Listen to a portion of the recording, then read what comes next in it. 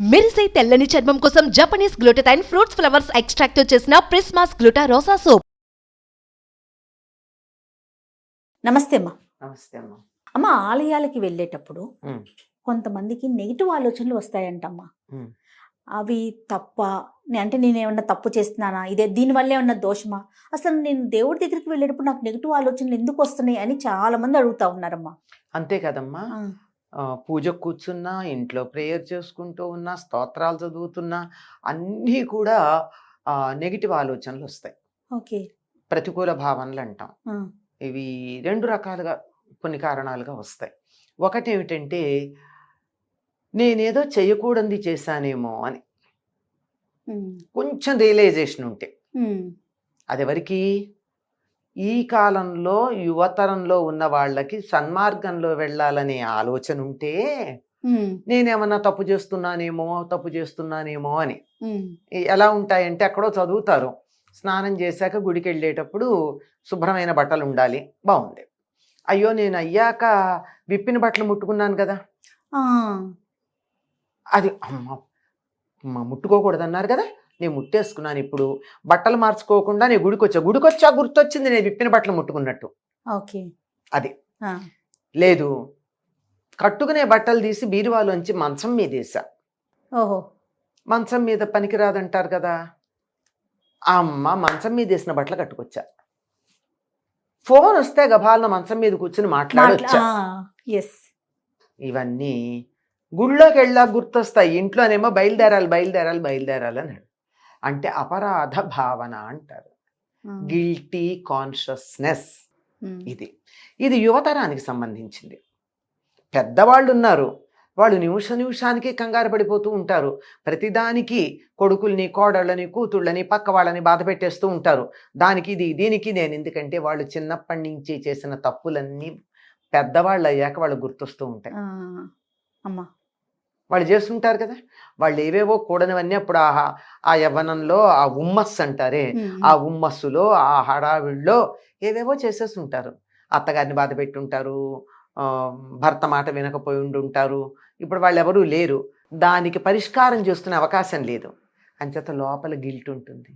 24 గంటలు దేవుడు నన్ను ఏం చేస్తాడో, దేవుడు శిక్షిస్తాడేమో, నేను ఈ పని చేయడం వల్ల నాకు ఏం పనిష్మెంట్ వస్తుందో, నేను ఏ పాపం చేశానో, ఏ పాపం వల్ల నాకు ఇట్లా వచ్చిందో, నేను బయలుదేరుతున్నాను, ఎవరో తుమ్మారు, నేను పట్టించుకోకుండా కారు ఎక్కేసి, నాకు కారు బయలుదేరుతున్నాగా తుమ్మారు, నేను దిగలేను, డ్రైవర్ తీసేశాడు, ఇప్పుడు బయలుదేరుతున్నాగా తుమ్మాడు, నాకేం పాపం వచ్చింది, ఎవడో తుమ్మాడు. ఇలాంటివన్నీ పెట్టుకుంటారమ్మా. ఇదే కారణం, మనకి అపరాధ భావన. ఎందుకంటే మనం అనుకున్న ఐడియల్స్కి మన ఆచరణకి మధ్య ఉన్నటువంటి తేడా వల్ల వచ్చింది. ఇప్పుడు నేను చెప్పానే, విప్పిన బట్టలు ముట్టుకున్నాము, అది పాచి బట్టలు, లేదంటే ఇంకేదో మంచం మీద కూర్చున్నా అన్నది ఏమిటి, కూర్చోకూడదు అనే ప్రిన్సిపల్ తెలుసు, కూర్చున్నాం. చెయ్యకూడనిది తెలుసు, చేశా. చెయ్యాల్సింది తెలుసు, చెయ్యలా. ఇక్కడ ఐడియల్ అండ్ ఆచరణ, ఆదర్శము ఆచరణ, ఈ రెండింటికి మధ్య తేడా వచ్చేటప్పటికి గిల్ట్ ఫీలింగ్ వస్తుంది. ఓకే. అందువల్ల జాగ్రత్తగా ఉండాలి. ఒకటేమిటంటే ఎవరు పడితే వాళ్ళు చెప్పినవన్నీ విని బుర్రలో పెట్టుకోవద్దు. ఫస్ట్ గిల్ట్ అందుకే కదా వచ్చేది. అదేగా. నిజమే, మనసు మీద కూర్చోవడం తప్పే, కానీ ఒక్కసారి అనుకోకుండా కూర్చున్నంత మాత్రాన కొంపలు మునిగిపోలేదు, దేవుడు మన శిక్షించడు. రెగ్యులర్గా చేస్తే తప్పు, ప్రతిసారి అదే పని చేస్తుంటే, అదే పని చేస్తే. ఇంకా కొంతమందిని చూస్తాం, ఓసిడి అంటూ ఉంటారు, నిమిషం చేతులు కడుక్కుంటారు, నిమిషం కాళ్ళు కడు, ఏమన్నా అంటే అదంటారు, అదంటారు, ఏదో ఒకటి. ఎందుకు ఇంత ఓసిడి ఉంటుంది, ఎందుకు ఉండాలి అంటే, పరిశుభ్రత గురించి నీకున్న కాన్సెప్ట్ ఏదైతే ఉందో, హై ఐడియాలు పెట్టుకున్నావు, అది ఇక్కడ నువ్వు ఆచరణలో పెట్టలేకపోతున్నావు. ఆచరణలో పెడితే సమస్య లేదు, అంతేగా.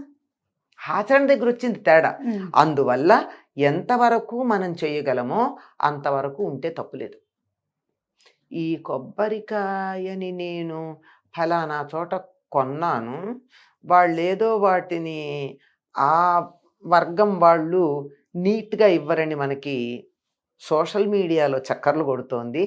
అక్కడ కొన్నాను, కడక్కుండా తెచ్చా గుడికి. ఆ, అయిపోయిందా? అయిపోయింది. ఇంకా అంతే. ఇంకంతే. ఇక అక్కడ దేవుడు లేదు, భక్తి ఏమీ లేదు, లేదు. భగవంతుడు లేదు. ఇక ఇదే లాగుతూ లేదు, ఉంటుంది. నువ్వు మొదట అక్కడ కొనకు. నీకు అలాంటి అనుమానం ఉంటే కొనద్దు, లేదంటే కడుక్కుని తీసుకురా, లేదంటే వదిలేయి. అసలు ఇవ్వకు. గుడిలో కొబ్బరికాయ ఇవ్వాల్సిందే ఉంది, ఉమ్. ఇవ్వక్కర్లేదు కదా. హాయిగా నువ్వు వేయదలుచుకుంది హుండీలో వేయి. హుండీలో వేయడానికి కూడా నీకు కొన్ని ఇన్హిబిషన్స్ ఉన్నాయి ఈ మధ్యకాలంలో. అందుకని అర్చకుడికి ఇచ్చేసి, ఓ, అది కూడా హుండీలో వేయొద్దని కదా చాలా ప్రముఖ దేవాలయాల్లో అవునవును. హుండీల్లో వేయొద్దని చెప్తున్నారు. నాకు అదేదో బుర్రలో ఉంది, ఆ, చెప్తున్నా. ఎన్నుంటాయో చెప్తున్నాను ఇవన్నీ. ఆమామామ. ఆ. అలాంటి ఉన్నప్పుడు అర్చకుడు వేసే. అర్చకుడు పెద్ద పొట్టతో ఉన్నాడు, నున్నగా నిగనిగలాడుతున్నాడు, మెడలో బంగారం గొలుసు కూడా ఉంది. వీడు దేవుడి దగ్గర ఉన్నటువంటి దేవుడికి వేసిన డబ్బంతా తీసుకుని మింగేస్తున్నాడు, వీడికి వేయకూడదు. అదొక ఫీలింగ్. అదొక ఫీలింగ్. ఇవన్నీ ఎందుకమ్మా ఇంత చెయ్యాలా? ఇవేమీ వద్దు. ఒక్క రూపాయి వేయి, వాడేం బాగుపడ్డు. ఉమ్. నువ్వు వేసిన రూపాయి వల్ల మేడలు కట్టుకోడు, పొట్ట అంతే. పెంచుకోడు అర్చకుడు, ఉమ్. పూజారి. ఉమ్. వెయ్యి, నీ మనస్ఫూర్తిగా వెయ్యి. నీ మనసునిచ్చే దేవుడికి. అక్కడికి వెళ్ళాక పూజారి ఎట్లా ఉన్నాడు, హుండీలో డబ్బు ఎవరు తీసుకుంటున్నారు, తెచ్చిన పళ్ళో కొబ్బరికాయో ఎక్కడ కొన్నాను, ఉమ్. ఇలాంటివన్నీ చెప్పులతో పాటు వదిలిపెట్టాలి. సూపర్.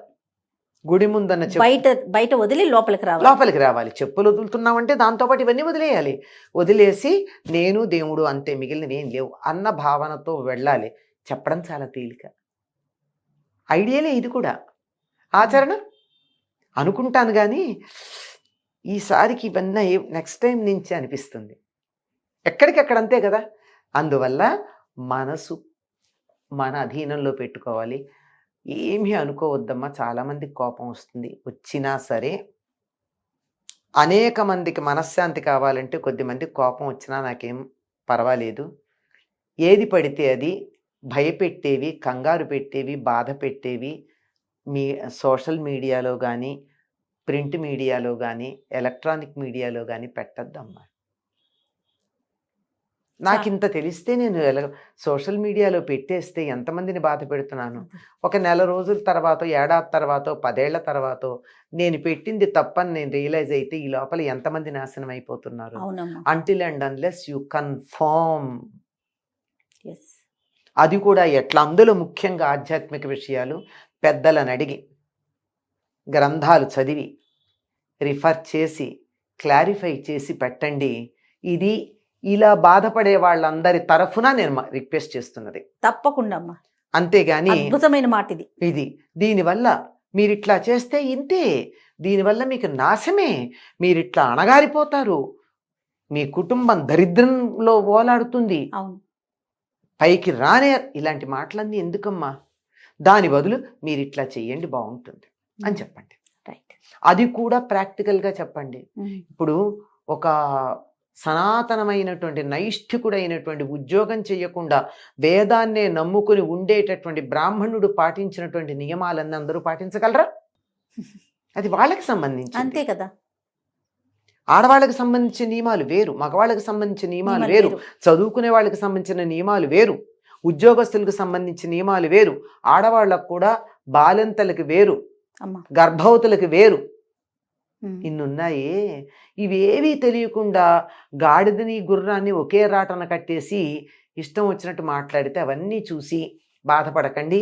ఎవరైతే మేము పూజ కూర్చున్నా, దేవుడి దగ్గరికి వెళ్ళినా మాకు నెగిటివ్ ఆలోచనలు వస్తున్నాయి అని అనుకుంటున్నారో వాళ్ళందరూ కూడా అందరి చెప్పని వదిలేసి మీ అమ్మా నాన్న చెప్పింది, మీ అంతరాత్మ చెప్పింది వినండి, సుఖపడతారు. చాలా సంతోషం అమ్మా. అద్భుతమైన విషయం. ఆఖరికి నే చెప్పింది కూడా వినమని నేను చెప్పట్లా, మీ అంతరాత్మ చెప్పింది వినమంటున్నాను, మీ అమ్మా నాన్న చెప్పింది వినమంటున్నాను. మీకు ఎప్పటి నుంచో మీ కుటుంబంలో అనుసరిస్తూ వచ్చిన పద్ధతులు ఫాలో అవ్వమని చెప్తున్నాను.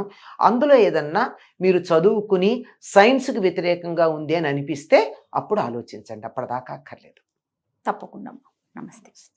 సుమన్ టీవీలో మీ పర్సనల్ అండ్ బిజినెస్ ప్రమోషన్స్ కోసం కింది నెంబర్కి కాంటాక్ట్ చేయండి.